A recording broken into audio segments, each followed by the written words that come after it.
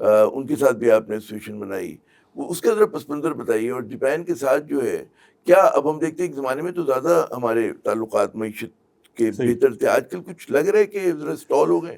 دیکھیں اگین اگر آپ تاریخ پہ چلے جائیں، جاپان اور پاکستان کے بہت قریبی تعلقات رہے ہیں، یہاں تک کہ سر ظفر اللہ خان تھے جنہوں نے پاکستان کو ریکمنڈ کیا تھا یو این کی ممبرشپ کے لیے.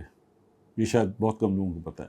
اس کے بعد جو ظفر اللہ خان نے کسے جاپان کو کیا؟ جی جی جی جی یعنی جو ریکمنڈ کیا ہے یونائٹڈ نیشنز میں وہ سر ظفر اللہ خان نے کیا تھا.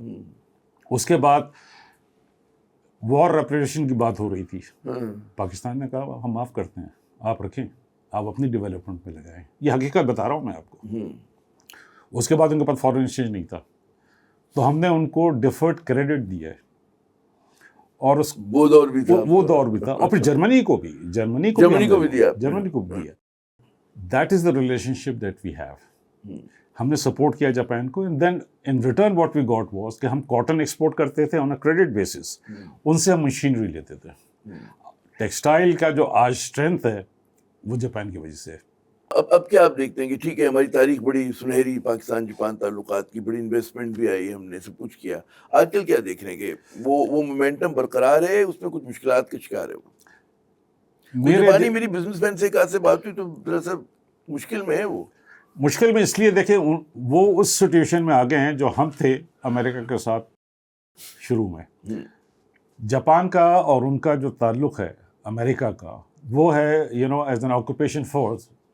جاپان کا کانسٹیٹیوشن بیسکلی امریکنز نے لکھا تھا، جس میں they were not supposed to do anything other than what the constitution sad.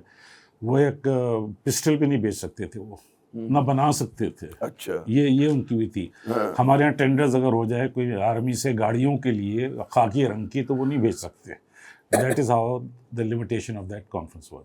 اب غالباً وہ ختم ہو گیا ہے ان کا. اب وہ فریڈم ان کے ہاں ایس ڈی ایف کہتے ہیں، سیلف ڈیفینس فورسز.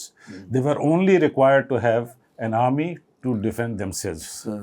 پر اس کے بعد جو اب ریجنلی ہو رہا ہے، چائنا ان کے بازو ہے. China is one of the greatest adversary to the Americans.